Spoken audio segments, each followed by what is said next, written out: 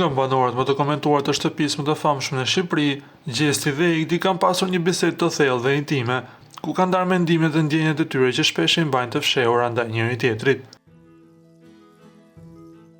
Gjatë bisedës, këngëtari kosovar Gjesti ka shprehur interesin e tij për Eglin duke i thënë: "Ti çdo natë do të flesh me mua, pse e ndalon këtë gjë? Ti ka dhe shkret, pse e ndrydh veten?" I thot ai.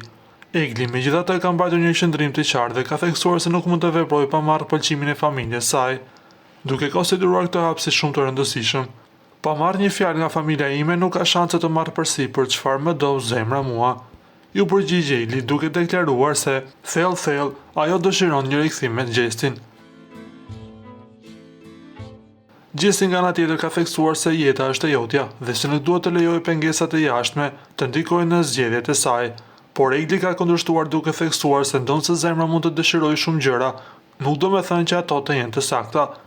Zemra mund të dojë shumë gjëra, por nuk janë të sakta, janë gabim, ja ktheu Egli.